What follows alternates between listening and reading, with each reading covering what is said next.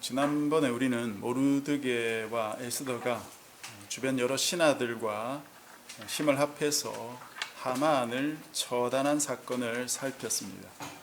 오늘은 그 이후에 벌어진 일들을 살피려고 하는데요.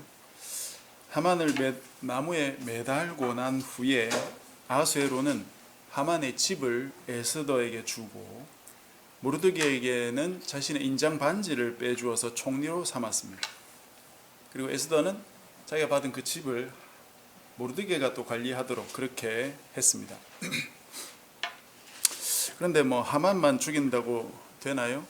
12월 13일 날 유대인들을 진멸하기로 했던 바로 그 조서, 그 하만의 조서를 취소시키지 않는 이상 유대인들이 살아날 길은 없지요. 이 문제를 해결하기 위해서 에스더가 아수에로에게 단언했고, 아수에로는 자기 왕의 조서를 번복할 수 없기 때문에 그날 이제 유다인들이 각 성에서 모여서 자신들을 해하려고 하는 그 사람들을 오히려 거꾸로 그들에게 공격하고 그들을 죽이고 그들로부터 탈취할 수 있는 그런 조서를 반포하게 했습니다. 그러자 그 유다인들을 두려워해서 스스로 유다인들이 되는 자들이 많았다, 그렇게 8장 17절에 기록하고 있습니다. 결전의 날 12월 13일이 되자 이 수산성에서 유다인들이 대적 500명을 죽이고 하만의 10아들도 죽였어요. 에스더의 요청에 의해서 그 다음날 12월 14일에도 수산성에서 유다인들이 대적들을 300명이나 죽이고 전국적으로는 7만 5천 명이나 죽였다, 그렇게 기록되어 있습니다. 그리고 이 위대한 승리를 유다인들이 반복해서 기리기 위해서 부림절이라는 그 명절을 만들어서 자축하게 했다 하는 내용이 에스더서 뒷부분에 이어지는 내용입니다. 저는 에스더서를 처음 읽을 때부터 지금까지 한 번도 이걸 읽으면서 이 모르드게와 에스더가 그 자신들의 대적들을 죽인 이 사건이 결코 과하다는 생각을 해본 적이 없거든요. 오히려 이런 이방인 땅에서도 하나님께서 자기 백성들을 이렇게 구원하시는구나, 그 정도로만 생각을 했었습니다.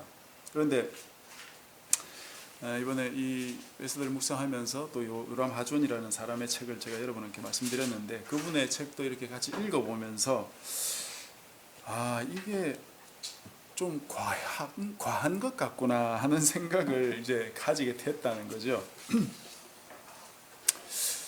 좀 전에 말씀드렸다시피 하만이 죽고 난 다음 12월 13일 날 유다인들이 자신들의 대적을 죽이고 탈취할 수 있도록 그렇게 조서를 반포한 것에 만족하지 않고 그 다음 날도 하만의 아들 10명을 죽인 그 시체를 나무에 매달고 또 수산성 안에는 하루 더 자신들의 대적을 죽인 그런 일들이 과연 이게 합당한 일일까?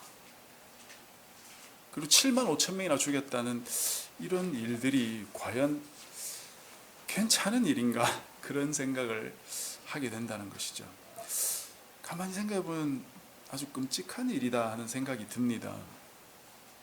우리는 좀 이런 부분에 왜 이렇게 됐는지 명확히 깨닫기 어려울 때는 그냥 성경이니까 그런가 보다 하고 넘어가고는 합니다.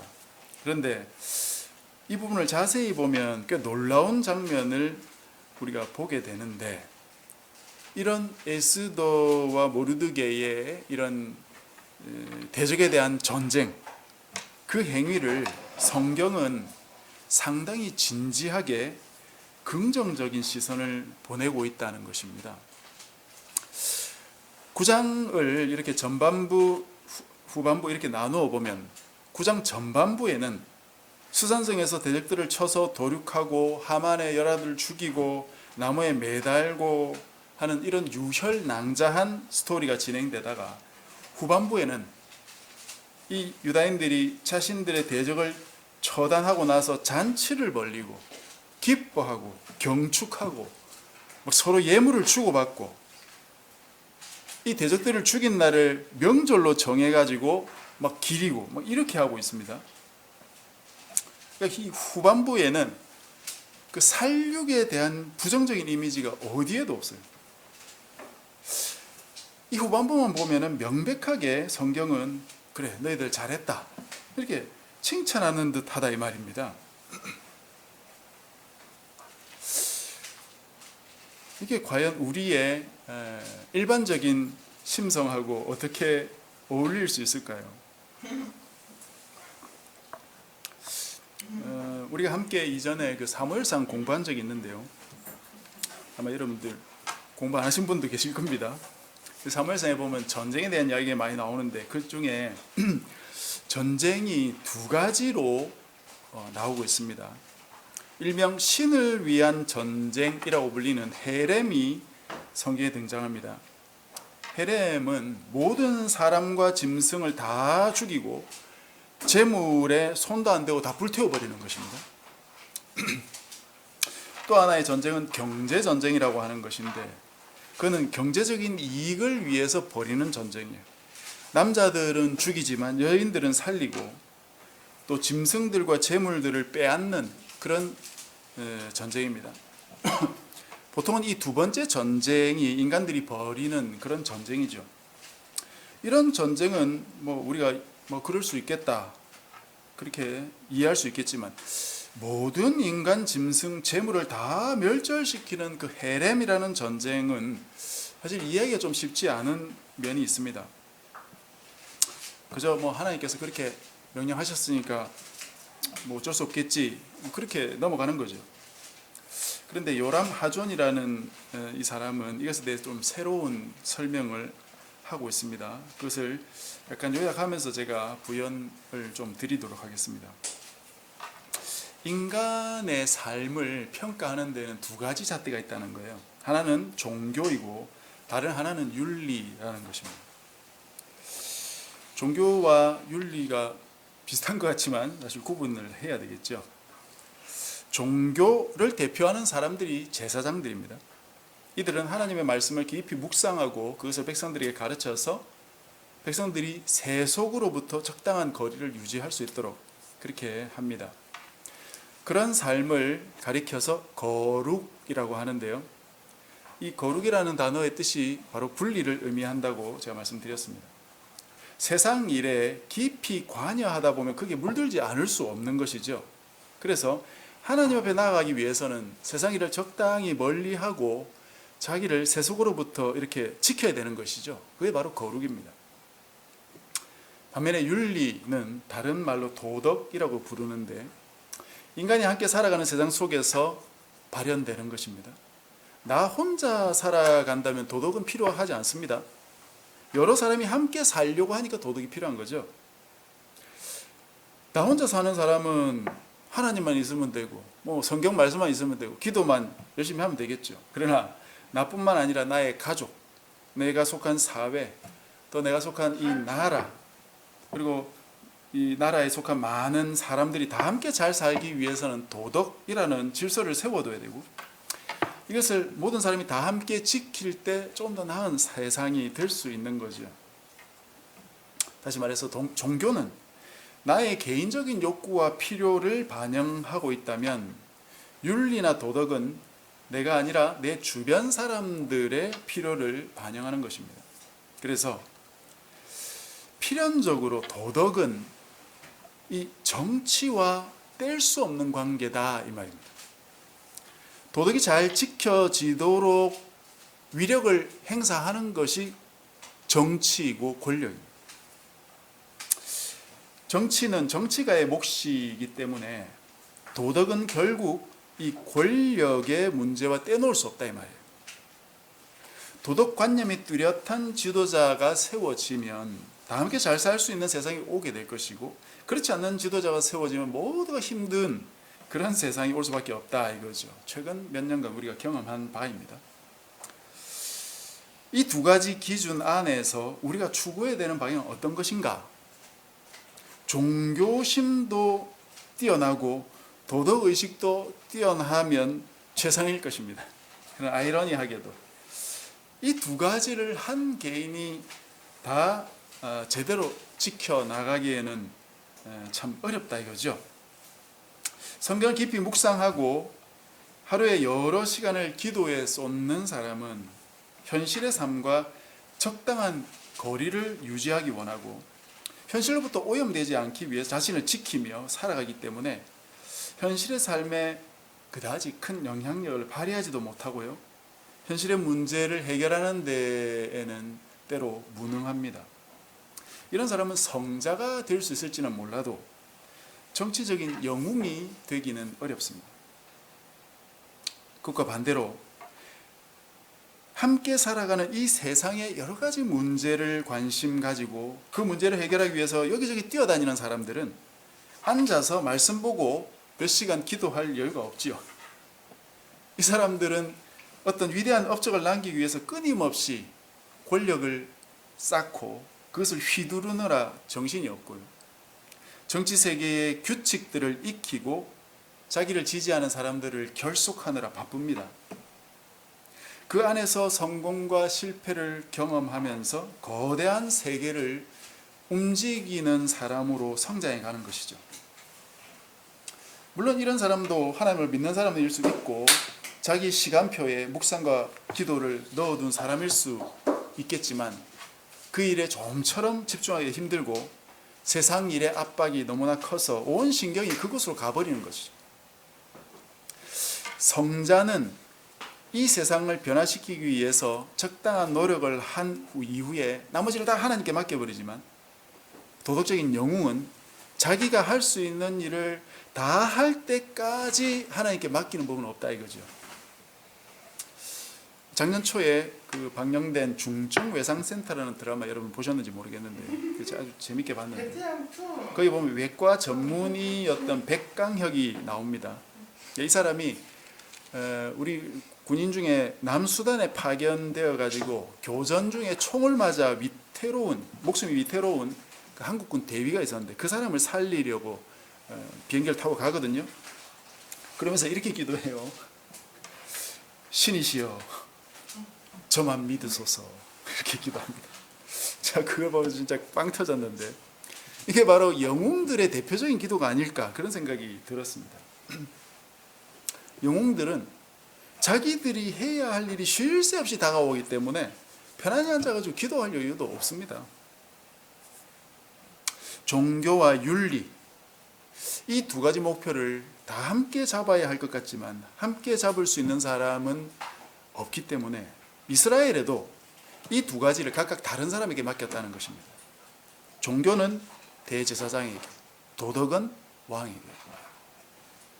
두 가지를 함께 처리할 수 있는 사람이 없기도 하거니와 둘 중 하나를 버릴 수도 없기 때문에 각각 다른 사람들에게 맡겨둠으로써 이 두 가지가 이스라엘 안에 유지될 수 있도록 그렇게 했다는 것이죠.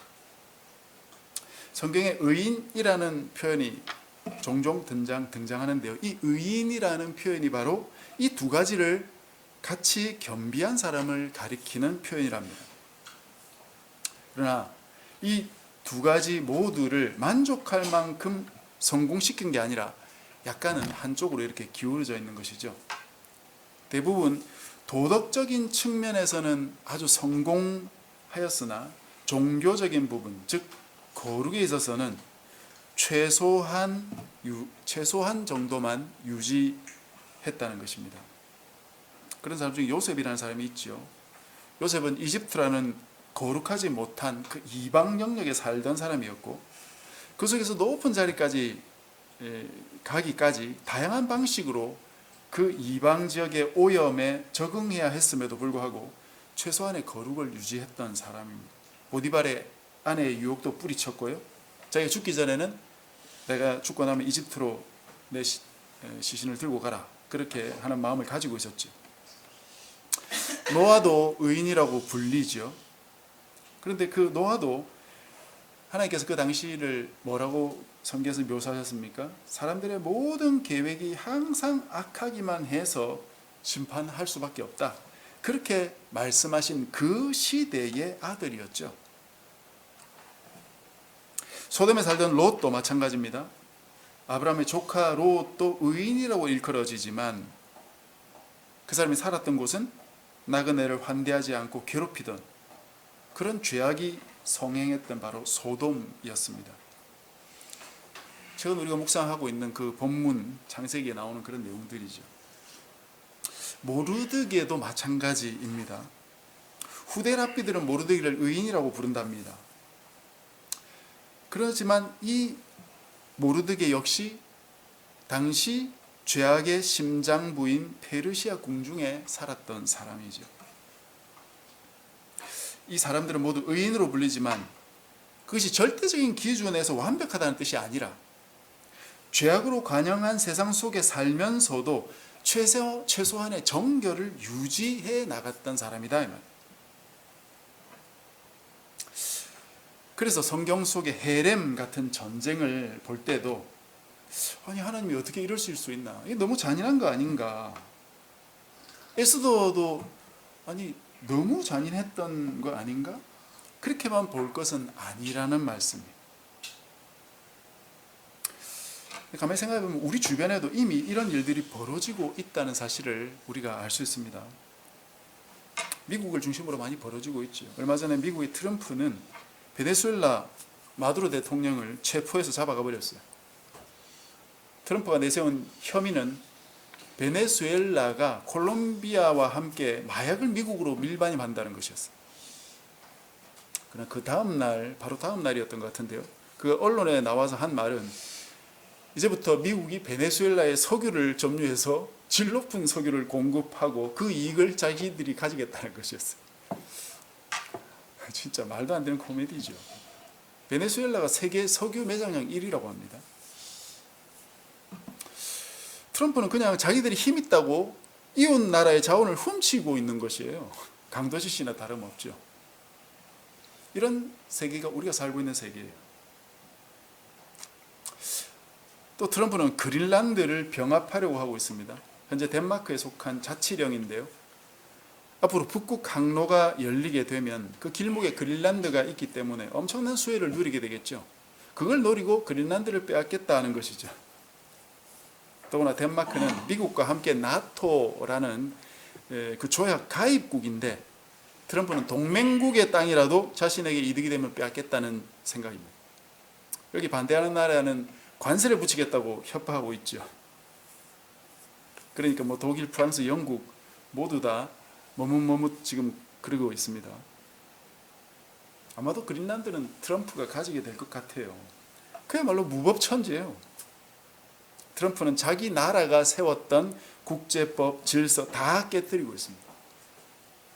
그것이 다가 아니에요. 최근에 트럼프는 미국 내 불법 체류자들을 추방을 하고 있죠. 그 작전을 수행하던 미국 이민 세관 단속국의 한 요원이 1월 초반쯤이었던 것 같은데요. 미네소타에서 미국 시민권자예요.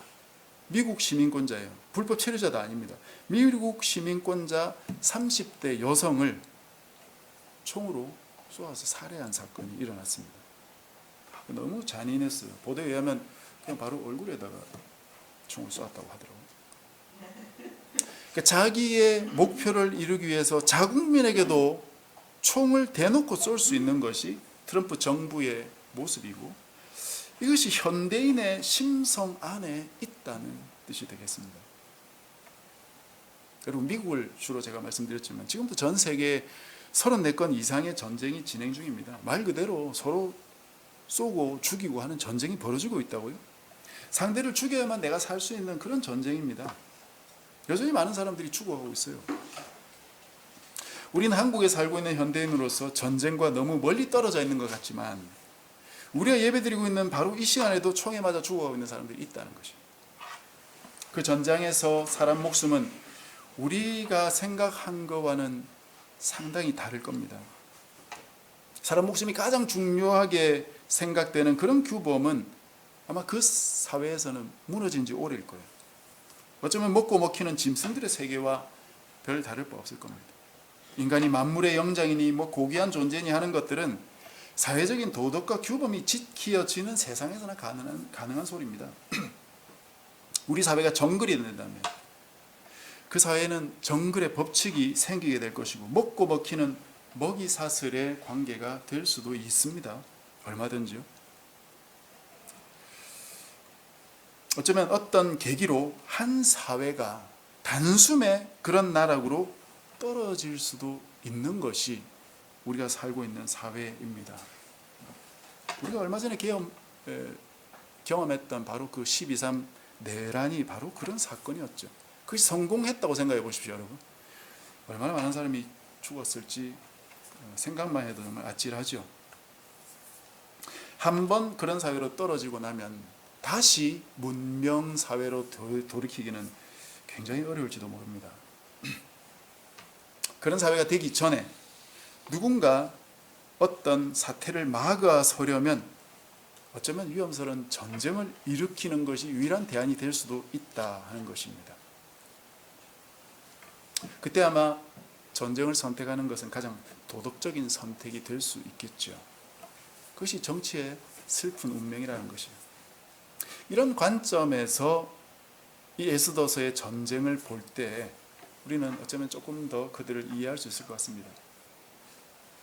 그들의 선택이 모든 세대, 모든 사회를 관통할 만큼 추천할 전략은 아니라 할지라도 적어도 그들의 시대에 이방 땅에서 그들의 목숨을 조여오는 그 대적들을 향해서 자신들을 보존하기 위한 피치 못한 전략이었다. 그렇게 생각이 되고요. 성경도 그것을 인정해 주고 있다는 것입니다. 자, 참 무거운 이야기를 한 것 같은데요. 그렇다면은 이 본문을 통해서 우리가 받아야 되는 교훈 또 생각해야 되겠죠.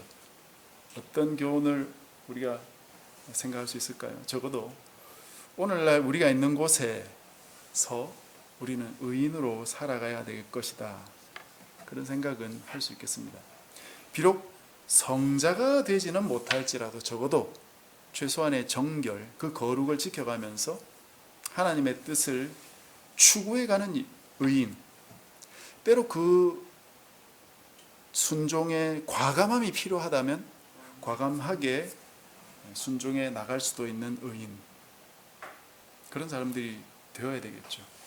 내가 대통령이나 지자체장이나 구청장이나 심지어 동장이 아닐지라도 내가 있는 곳에서 최소한의 거룩을 지켜가면서 이 사회의 뿌리부터 뭔가 바꿀 수 있는 근본적인 변혁을 일으킬 수 있는데 나의 조그만 도움을 가지고 일조해야 되지 않겠는가, 그런 생각이 든다는 것입니다.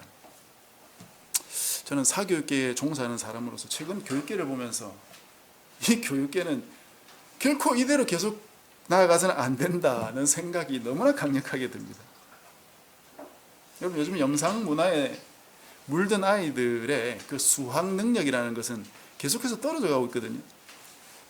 학습해야 될 내용은 거기에 맞춰서 쉬워지고 있느냐? 전혀 반대로 계속 어려워지고 있어요.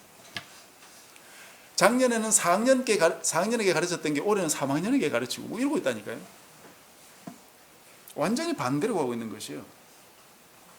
그래서 저는 이런 교육계의 방향에 조금이라도 우리 아이들을 위해서 기초적인 부분을 탄탄하게 하는 부분에 힘을 모으려고 합니다. 그래서 우리 학원의 학생들이 기초 학력이라도 조금씩 더 나아지고 또 세상을 조금이라도 더 이해할 수 있는 그런 아이들로 살아가도록 그렇게 초점을 두고 있습니다.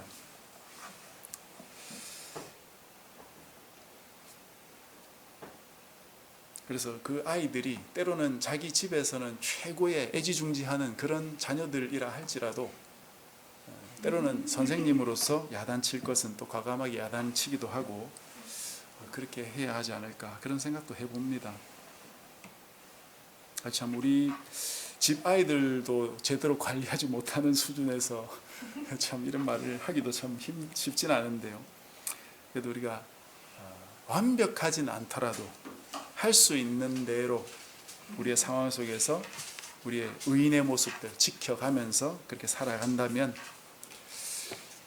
그래도 하나님께 인정받을 수 있지 않겠나, 그런 생각을 해봅니다.